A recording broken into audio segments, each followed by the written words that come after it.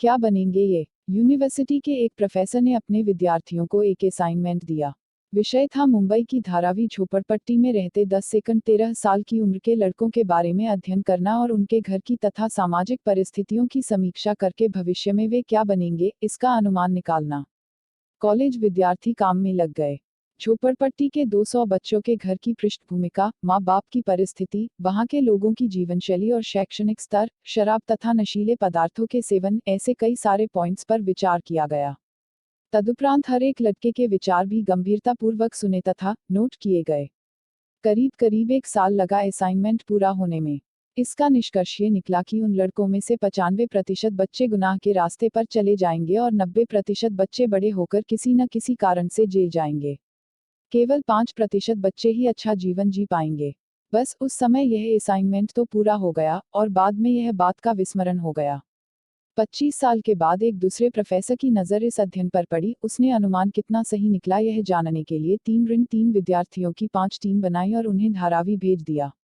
200 में से कुछ का तो देहांत हो चुका था तो कुछ दूसरी जगह चले गए थे। फिर भी 180 लोगों से मिलना हुआ। कॉलेज विद्यार्थियों ने जब 180 लोगों की जिंदगी की सही जानकारी प्राप्त की तब वे आश्चर्यचकित हो गए। पहले की गई स्टडी के विपरीत ही परिणाम दिखे। उनमें से केवल 4-5 ही सामान्य मारामारी में थोड़े समय के लिए जेल गए थे और बाकी सभी इज्जत के साथ एक सामान्य जिंदगी जी रहे थे। कुछ तो आर्थिक दृष्टि से बहुत अच्छी स्थिति में थे। अध्ययन कर रहे विद्यार्थियों तथा उनके प्रोफेसर साहब को बहुत अचरज हुआ कि जहां का माहौल गुनाह की ओर ले जाने के लिए उपयुक्त था वहां लोग मेहनत तथा ईमानदारी की जिंदगी पसंद करें। ऐसा कैसे संभव हुआ? सोच विचार करके विद्यार्थी पुनः उन 180 लोगों से मिले और उनसे ही ये जाने की कोशिश की। तब उन लोगों में से हर एक ने कहा कि शायद हम भी गलत रास्ते पर चले जाते, परंतु हमारी एक टीचर के कारण हम सही रास्ते पर जीने लगे। यदि बचपन में उन्होंने हमें सही गलत का ज्ञान नहीं दिया होता तो शायद आज हम भी अपराध में लिप्त होते। विद्यार्थियों ने उस टीचर से मिलना तय किया। वे स्कूल गए तो मालूम हुआ कि वे तो सेवानिवृत्त हो चुकी हैं। फिर तलाश करते करते वे उनके घर पहुंचे। उनसे सब बातें बताई और फिर पूछा कि आपने उन लड़कों पर ऐसा कौन सा चमत्कार किया कि वे एक सभ्य नागरिक बन गए। शिक्षिका बहन ने सरलता और स्वाभाविक रीति से कहा, चमत्कार?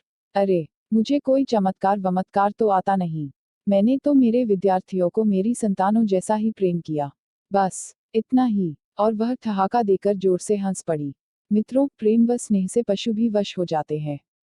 मधुर संगीत सुनाने से गौ भी अधिक दूध देने लगती है। मधुर वाणी व्यवहार से पराये भी अपने हो जाते हैं। जो भी काम हम करें थोड़ा स्नेह प्रेम और मधुरता की मात्रा उसमें मिला के करने लगे तो हमारी दुनिया जरूर सुंदर होगी। आपका दिन मंगलमय हो, ऐसी शुभ भावना।